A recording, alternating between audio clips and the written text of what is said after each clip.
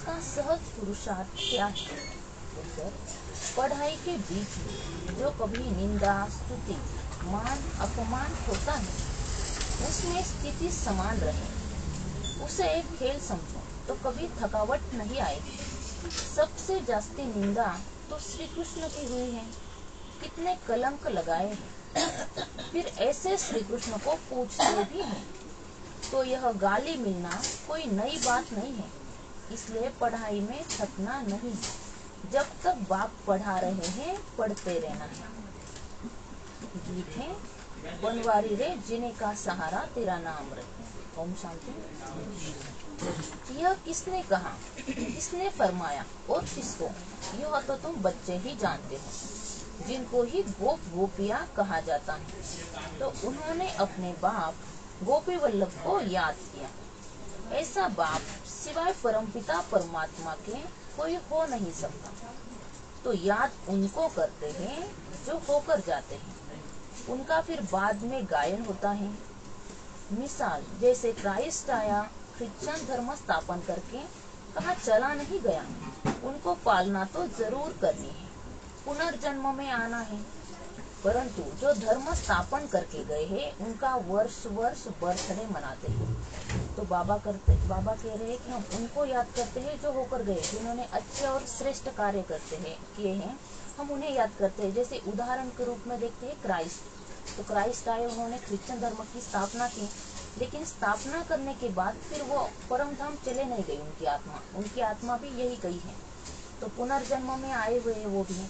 तो बाबा कह रहे हैं कि उनके जब क्राइस्ट आए तो उनका भी वर्ष वर्ष बर्थडे मनाते। उनके जो शिष्य है, उनके धर्म के जो लोग हैं, तो उनके बर्थडे पर उत्सव मनाया जाता है और धूमधाम से उस दिन को मनाते हैं। भक्ति मार्ग में उनको याद किया जाता है। वैसे ही आजकल दशहरे का भी उत्सव मनाते हैं। मनाना होता है तो जरूर शुभ ही होगा। कोई अच्छा करके जाते हैं तो उनका उत्सव मनाया जाता है। दीपमाला का भी उत्सव मनाया जाता है। श्री कृष्ण जयंती मनाई जाती है। जो होकर जाते हैं उनका फिर उत्सव मनाते हैं। तो बाबा कह रहे कि जैसे आज दशहरा है तो दशहरा का उत्सव सभी तरफ है। तो जो अच्छा करके जाते हैं, जैसे हम लौकिक में भी देखते हैं कि शिवाजी महाराज, उन्होंने अच्छे और श्रेष्ठ कार्य करते हैं, तो उनकी जयंती हर साल बहुत धूमधाम से मनाई जाती है। और उसके बाद आती है दिवाली। तो दिवाली भी घर घर में रोशनी लाती है। घर घर में हम दिए जलाते हैं, बहुत अच्छे से धूमधाम से दिवाली मनाते हैं। श्री कृष्ण की जयंती भी हम मनाते हैं। तो जो श्रेष्ठ आत्माएं होती है, जो प्योर आत्माएं जो होती है, तो उनके यादगार स्वरूप में हम उस दिन को मनाते हैं। अब भारतवासियों को तो यह पता है नहीं कि यह राखी उत्सव आदि क्यों मनाते हैं, क्या हुआ था। दुनिया वाले रक्षाबंधन तो मनाते हैं, तो बहन भाई को राखी बांधती है, तो भाई का फर्ज होता है कि वो उसकी हिफाजत करे, रक्षा करे। लेकिन हम आत्माएं, बाबा के बच्चे, बाबा से रक्षाबंधन पर पवित्रता की प्रतिज्ञा करते हैं कि बाबा हम पवित्रता की प्रतिज्ञा करते हैं और स्वयं भगवान को हम अपना रक्षक बनाते हैं। सिर्फ हमें धारणा करनी है पवित्रता की। तो क्राइस्ट बुद्ध आदि को जानते हैं कि यह धर्म स्थापन करके आए थे। इस समय सभी आसुरी संप्रदाय हो, तुम ईश्वरीय संप्रदाय तुम हो ईश्वरीय संप्रदाय। तो बाबा कहते हैं कि क्राइस्ट और बुद्ध आए, उन्होंने अपने अपने धर्मों की स्थापना की। तभी हम भी पहले आसुरी संप्रदाय में ही थे, लेकिन बाबा ने अपना ज्ञान दिया, हमारा ज्ञान दिया कि हम आत्माएं हैं। परम पिता परमात्मा स्वयं आए, उन्होंने हमें अपना बनाया और हम ईश्वरीय संप्रदाय के बन गए। अब बाप राम आकर दैवी श्रेष्ठाचारी बना रहे हैं, अथवा ऐसे कहे कि परम पिता आकर स्वर्ग का उद्घाटन कर रहे हैं, अथवा फाउंडेशन डाल रहे हैं, ओपनिंग सेरेमनी भी कह सकते हैं। तो भी परमात्मा, राम रूपी परमात्मा आकर हम आत्माओं को श्रेष्ठ बना रहे हैं, हमें दैवी संस्कारों की धारणा हमारे अंदर करा रहे हैं।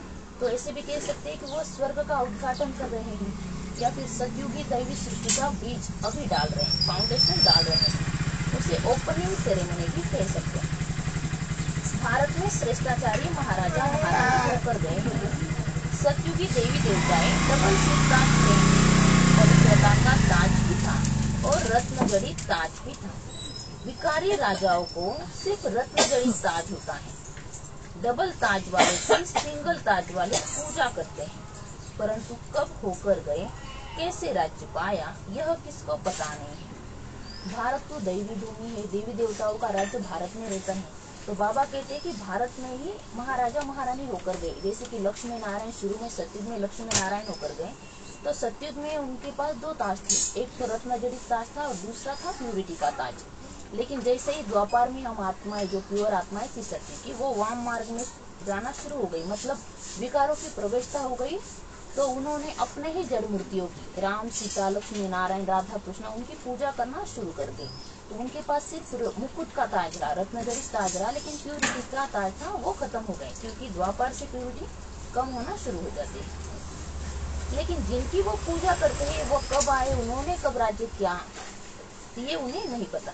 तो लक्ष्मी नारायण इतने श्रेष्ठ डबल सिरताज देवी देवता थे, उनको ऐसा श्रेष्ठ बनाने वाला कौन, यह बाप बेट समझाते हैं। तो लक्ष्मी नारायण है इस संसार की सबसे श्रेष्ठ प्योर आत्माएं। तो उन्हें भी लक्ष्मी नारायण बनाने वाले कौन है, तो परमपिता परमात्मा। जो ज्ञान, जो मुरली हम अभी सुन रहे हैं, इस ज्ञान के आधार से ही उन्होंने वो पद पाया है। तो इस ज्ञान को हमें बहुत अच्छी रीति से समझना है। जब हम इस ज्ञान को समझेंगे तभी हमारे अंदर बदलाव आएगा और संस्कारों में परिवर्तन होगा। अभी दशहरा मनाते हैं, तुम जानते हो जरूर कुछ हुआ है जिस कारण दशहरा मनाते हैं। रावण को जलाते हैं, परंतु वह जलने की चीज है नहीं, अभी उनका राज्य पूरा होता है। जब तक राम राज्य स्थापन हो जाए तब तक यह भ्रष्टाचारी राज्य चलना है। रावण राज्य खत्म हो, राम राज्य स्थापन हुआ था, उसकी सेरेमनी मनाते रहते हैं, रावण को जलाते हैं, इससे सिद्ध करते हैं बरोबर भ्रष्टाचारी आसुरी राज्य है। तो हम हर साल रावण को जलाते हैं, लेकिन रावण तो कोई जलने की चीज है नहीं, रावण तो 5 विकार है, और अभी तो रावण का ही राज्य है। तो कितना भी अगर हमने जलाया तो भी रावण जलने वाले है नहीं। तो बाबा कह रहे हैं कि जब राम राज्य की स्थापना होती है तभी दशहरा मनाया जाता है, लेकिन जब तक राम राज्य की स्थापना नहीं होती है तब तक ये भ्रष्टाचारी रावण का राज्य चलना ही है। और दुनिया वाले भी हर साल रावण को जलाते हैं, मतलब वो भी ये सिद्ध करते हैं कि आसुरी और भ्रष्टाचारी राज्य है, तभी वो हर साल रावण को जलाते हैं। भ्रष्टाचार की भी ग्रेड्स रहती है। भ्रष्टाचार द्वापर से शुरू होता है, पहले 2 कला भ्रष्टाचार रहता है, फिर 4 कला, फिर 8 कला, 10 कला, बढ़ते बढ़ते 16 कला भ्रष्टाचार हो गया है। अभी फिर 16 कला भ्रष्टाचार को बदला है, 16 कला श्रेष्ठाचारी बनाना एक बाप का ही काम है। तो बाबा कहते कि भ्रष्टाचार में भी श्रेणी है, जैसे दुनिया में भी है ना, श्रेणी है, ग्रेड्स है। तो बाबा कह रहे कि द्वापर युग से भ्रष्टाचार शुरू हुआ है। तो शुरू में तो पहले कमी था, 2 कला, फिर 4 कला, बढ़ते बढ़ते 16 कला भ्रष्टाचार हो गया है। तो फिर इस 16 कला भ्रष्टाचार को बदलकर फिर से 16 कला श्रेष्ठाचारी बनाने का काम सिर्फ एक का ही, परमपिता परमात्मा, जो पूरे ब्रह्मांड का जो मालिक है, ये काम सिर्फ वही कर सकता है। संपूर्ण पतित बनी हुई दुनिया को संपूर्ण पावन सिर्फ परमपिता परमात्मा ही बना सकते हैं, और अब वो आए हुए हैं। बाप समझाते हैं इस समय रावण राज्य है, राम राज्य श्रेष्ठ राज्य था, अभी वह भ्रष्ट बन गए हैं। श्रेष्ठाचारी भारत को स्वर्ग कहा जाता है, अभी वही राज्य अब भ्रष्टाचारी हो गया है। अब बाप कहते हैं मैं आया हूँ भ्रष्टाचारी राज्य को श्रेष्ठाचारी राज्य बनाने लिए। तो बाबा कह रहे हैं कि अभी इस समय ये रावण राज्य है, क्योंकि हर मनुष्य के अंदर दुख है, दर्द है, इस समय कोई भी सुखी नहीं है। और सत्युग में अगर देखा जाए तो राम राज्य था, हर एक आत्मा बहुत प्योर थी, सुख शांति से संपन्न थी और खुशी से अपने जीवन जी रही थी। तो बाबा कह रहे कि अभी इस भ्रष्ट बने हुए दुनिया को फिर से श्रेष्ठाचारी बनाने के लिए परमात्मा आए हुए हैं। यादव कुल भी है और कौरव कुल भी है। यादव कुल में भी अनेक धर्म है। जो श्रेष्ठाचारी दैवी धर्म के थे वह धर्म भ्रष्ट कर्म भ्रष्ट बन पड़े हैं, फिर बाप श्रेष्ठ कर्म सिखलाते हैं।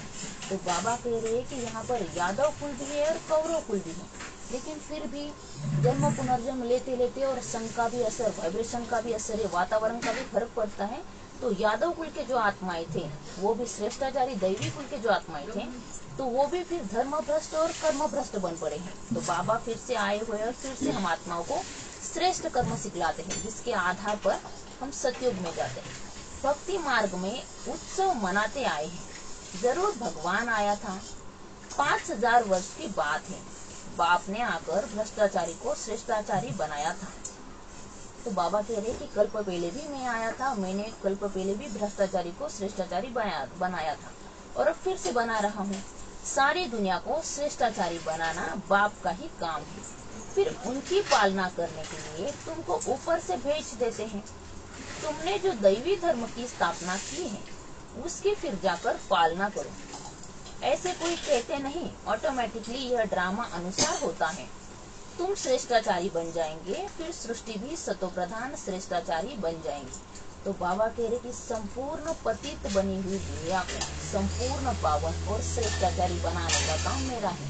तो इसलिए बाबा भी आते हैं और हम सतयुग की स्थापना में हम बाबा के निमित्त बनते हैं। तो हम आत्माएं परम धाम जाते हैं, परम धाम से फिर सतयुग में आते हैं।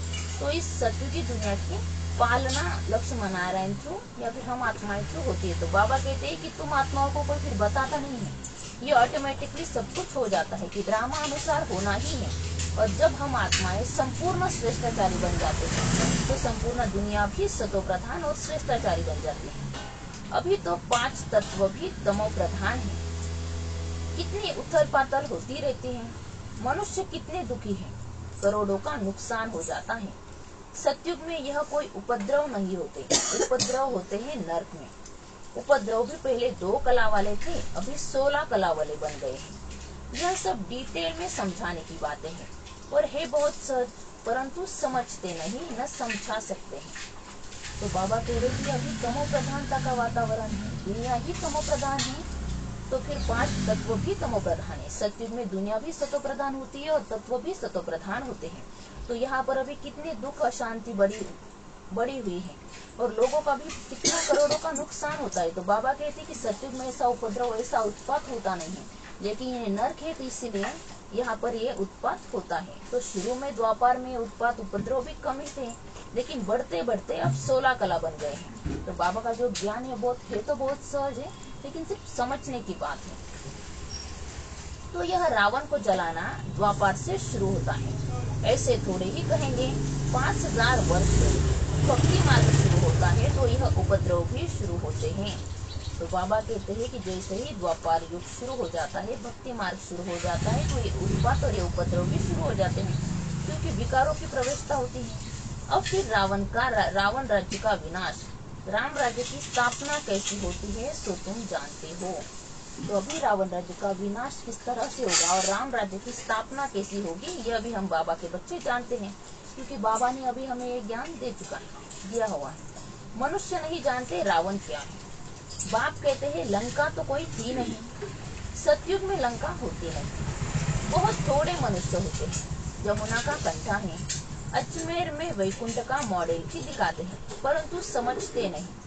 सोने के महल आदि बनाने में वहाँ कोई देर नहीं लगती, मशीनरी पर झट लगाकर टाइल्स बनाते हैं।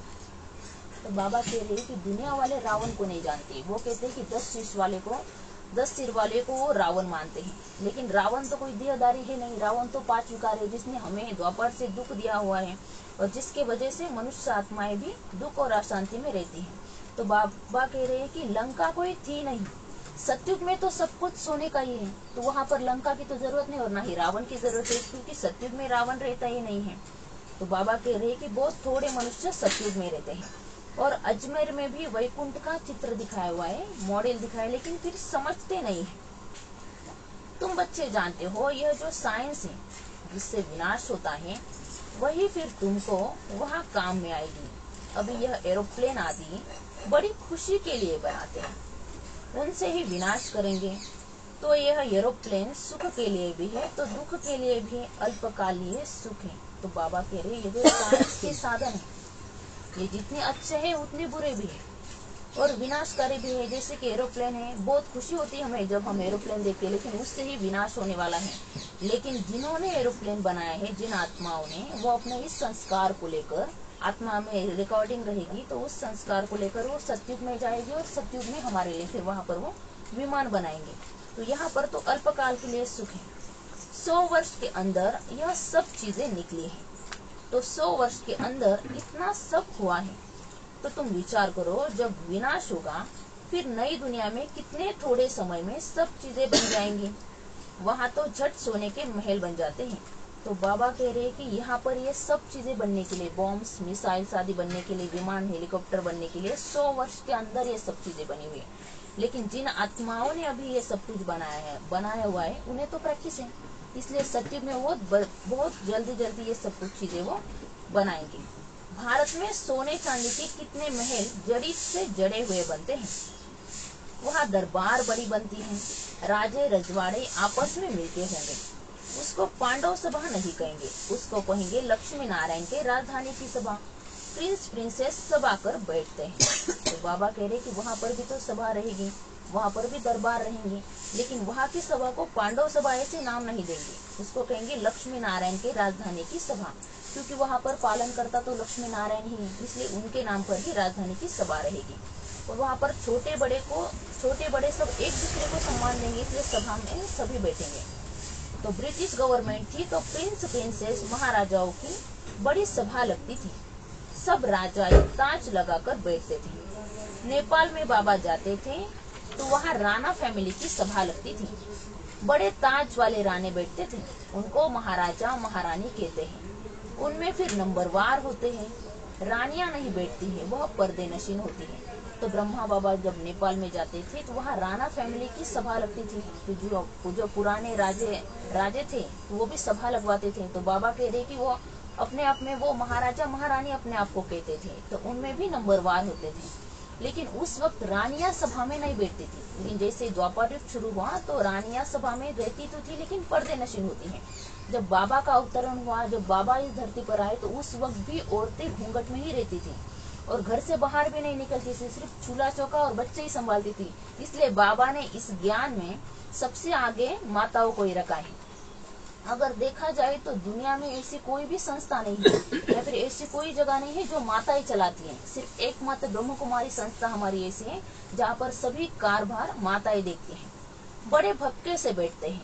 हम कहते थे यह तो पांडव राज्य है, वह अपने को कहते भी सूर्यवंशी है। यहाँ थे परंतु सिंगल ताज वाले, उनसे पहले डबल सिर ताज थे। श्री कृष्ण के लिए अनेक बातें लिख दी है, फलाने को भगाया, यह क्या, परंतु ऐसी बात तो है नहीं। तो दुनिया वालों ने श्री कृष्ण के बारे में क्या क्या लिख दिया है कि वो चोरी करते थे, चोरी कर मक्खन खाते थे, गोपियों के वस्त्र चुराते थे।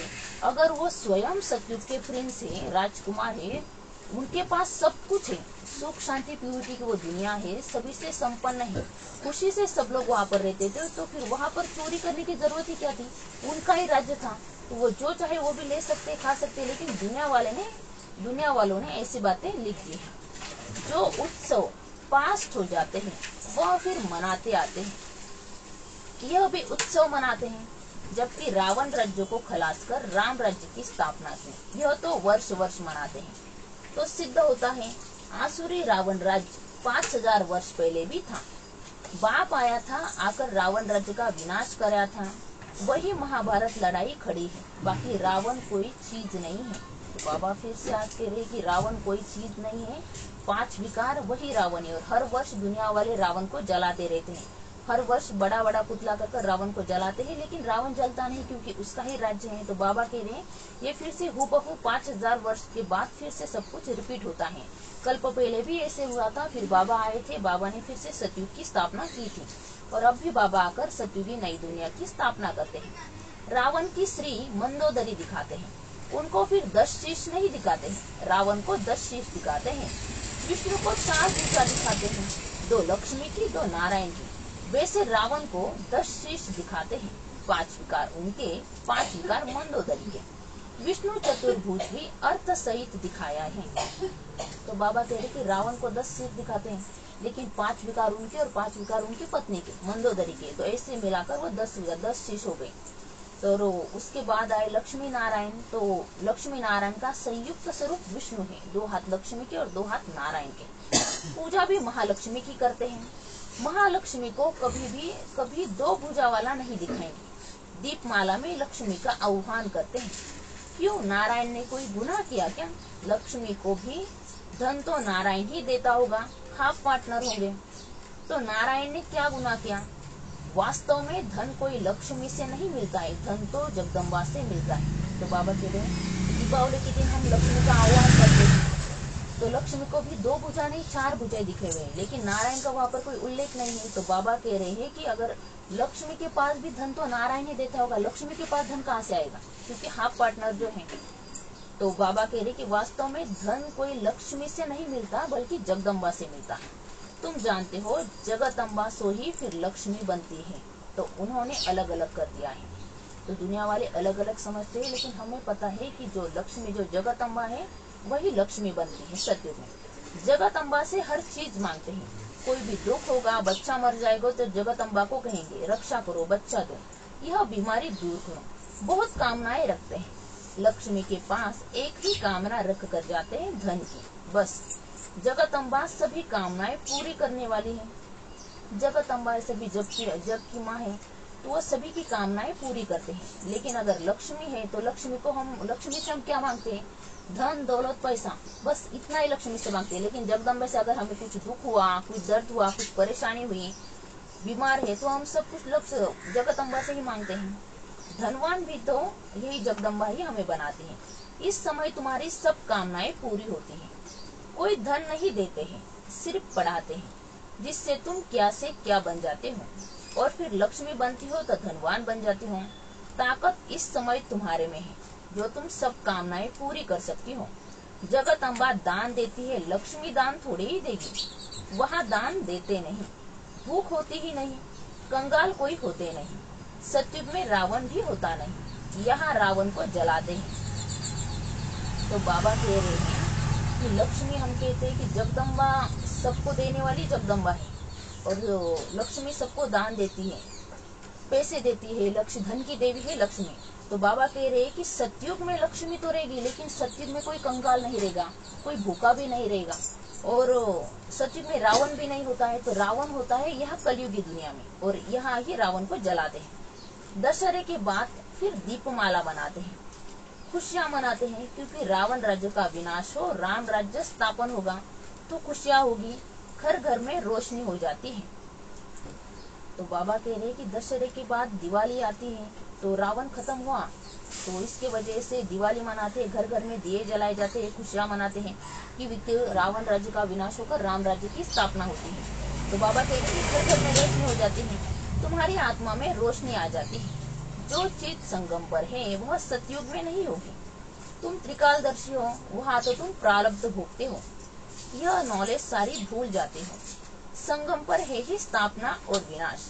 स्थापना हो गई, फिर बस इन सब उत्सव आदि का तुमको ही ज्ञान है।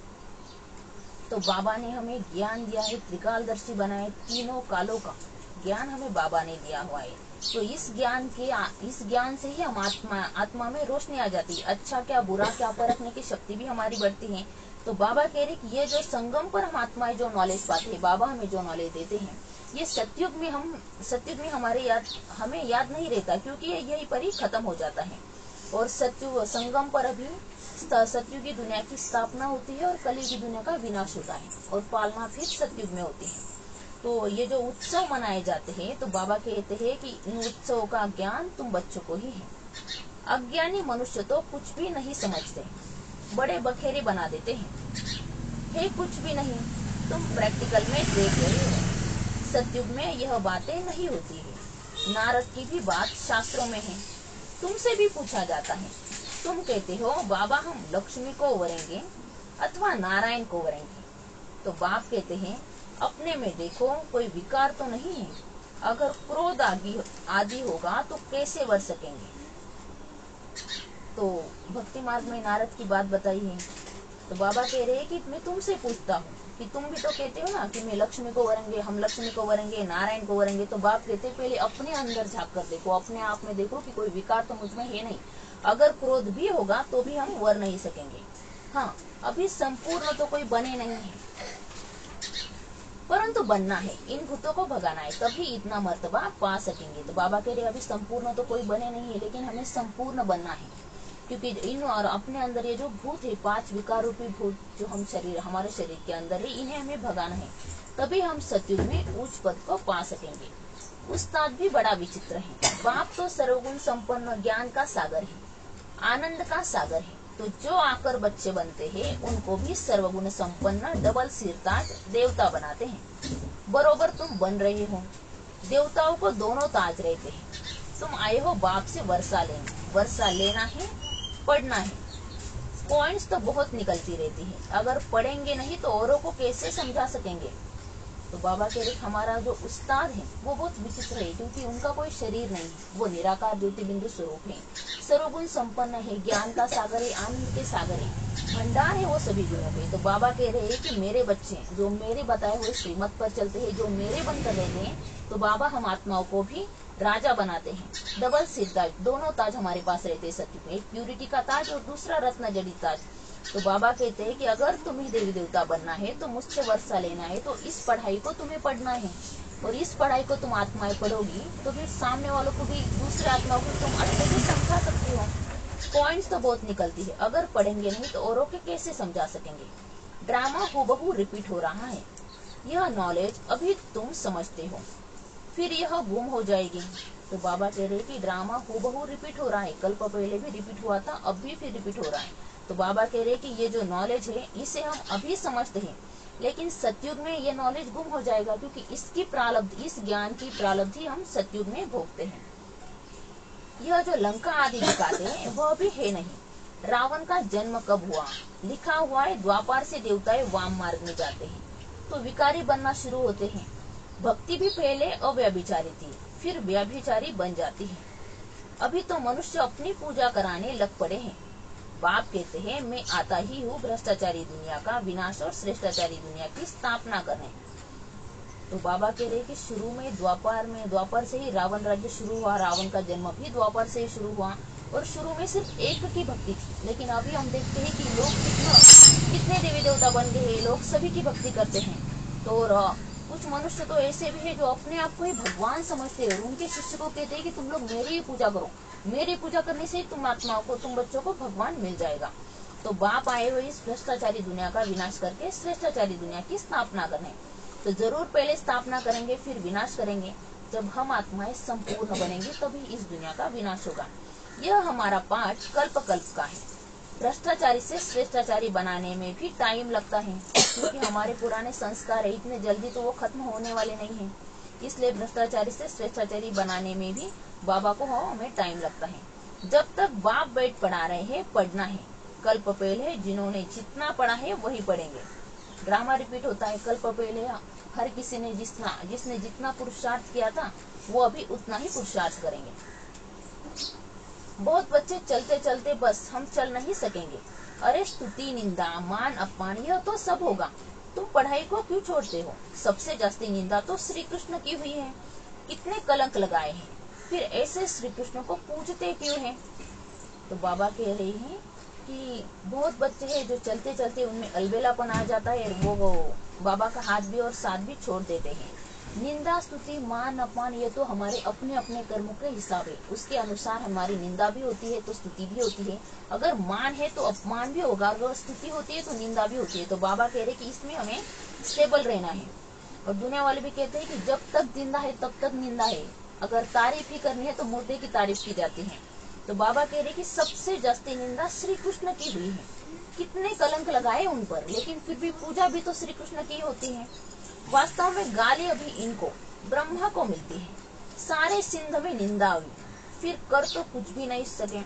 ब्रह्मा बाबा ने जब इस ज्ञान की शुरुआत की थी, जब शिव बाबा उनके अंदर आए थे, जब इस ज्ञान की शुरू में शुरुआत की थी, तो सारे लोग ब्रह्मा बाबा की निंदा भी तो करते थे, और कितने तकलीफ, कितने कुछ कहा ब्रह्मा बाबा को, लेकिन उन्होंने सब कुछ सहा, क्योंकि उन्हें भी पता था कि ये ज्ञान मेरा नहीं है, परम पिता परमात्मा का ज्ञान है, देखने वाला भी वही।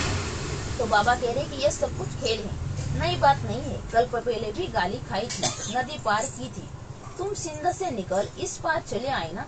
श्री कृष्ण तो नहीं थे, यह दादा आता जाता था, तुम जानते हो। अभी हम राज्य पाते हैं फिर गवाते हैं, यह भी खेल है। तो बाबा कह रहे हैं कि कल्प पहले भी हमने गालियां खाई थी, तो अब भी हमें गाली खानी है। अगर गाली खाने से अगर अच्छा होता है, सच में हमें राजा पद मिलती है, तो थोड़े दिन या फिर गाली खाने में और सहने में कौन सी हर्ष की बात है। ब्रह्मा बाबा ने भी तो खाई ना, सहन की, ब्रह्मा बाबा ने लोगों की बातें सहन की, तो हमें भी करना है। बाबा कहते कि तो ड्रामा है, तो ड्रामा में ये सब कुछ होना ही है। ड्रामा में हमें राज्य भी मिलता है और फिर हम ये राज्य गवाते भी हैं। अच्छा, मीठे मीठे सिटी लगे बच्चों प्रति माता पिता बाप दादा का याद प्यार और गुड मॉर्निंग। रूहानी बाप की रूहानी बच्चों को नमस्ते। हम रूहानी बच्चों की रूहानी बाप दादा को याद प्यार गुड मॉर्निंग नमस्ते। शुक्रिया बाबा। धारणा के लिए मुख्य सार है, सर्व की मनोकामनाएं पूर्ण करने वाली कामधेनु जगदम्बा बनना है, दान देते रहना है, स्तुति निंदा में स्थिति समान रखनी है, यह सब होते पढ़ाई नहीं छोड़नी है, इसे खेल समझ पार करना है। वरदान है, अपने शक्ति स्वरूप द्वारा अलौकिकता का अनुभव कराने वाले ज्वाला रूप भव। अभी तक बाप क्षमा की आकर्षण है, बाप का कर्तव्य चल रहा है, बच्चों का कर्तव्य गुप्त है, लेकिन जब आप अपने शक्ति स्वरूप में स्थित होंगे तो संपर्क में आने वाली आत्माएं अलौकिकता का अनुभव करेंगे। अच्छा अच्छा कहने वाले को अच्छा बनने की प्रेरणा तब मिलेगी जब संगठित रूप में आप ज्वाला स्वरूप लाइट हाउस बनेंगे। तो बाबा कह रहे कि अभी बाबा का कर्तव्य चल रहा है, बच्चों का कर्तव्य गुप्त है, लेकिन अंत में बच्चों की भी जय जयकार होगी, बाबा की भी जय जयकार होगी। और जब हम अपने शक्ति स्वरूप में स्थित होंगे तो हमारे संपर्क में आने वाली आत्माओं को भी सुख शांति और अलौकिकता का अनुभव होगा। और जो अभी हमें कहते कि ज्ञान अच्छा है, तो उन्हें भी अच्छा बनने की प्रेरणा तब मिलेगी जब हम संगठित रूप में ज्वाला स्वरूप योग कर लाइट हाउस बनेंगे। तो फिर हमारे शांति के वाइब्रेशन उन आत्मा तक पहुंचेंगे और फिर वो भी बाबा के बनेंगे। मास्टर सर्वशक्तिवान की स्टेज पर आ जाए तो सभी आपके आगे परवाने समान चक्र लगाने लग जाएंगे। तो हमें चाहे कुछ भी हो जाए, अपने मास्टर सर्वशक्तिवान की सीट पर हमें सेट होकर रहना है। स्लोगन है, अपने कर्मेंद्रियों को योग अग्नि में तपाने वाले ही संपूर्ण पावन बनते हैं। अपनी कर्मेंद्रियों को योग अग्नि में तपाने वाले ही संपूर्ण पावन बनते हैं। मतलब जब हम अपने कर्मेंद्रियों को वश कर बाबा से योग लगाते हैं तो उस योग से जो हमारे अंदर शक्ति आती है, उस शक्ति से हमारे विकर्म विनाश होते हैं और हम आत्माएं संपूर्ण पावन बनते हैं। अच्छा, ओम शांति। कम बोलो, धीरे बोलो, मीठा बोलो, सत्य बोलो, सोच समझ कर बोलो, दुआएं दो, दुआएं लो, सुख दो, सुख लो।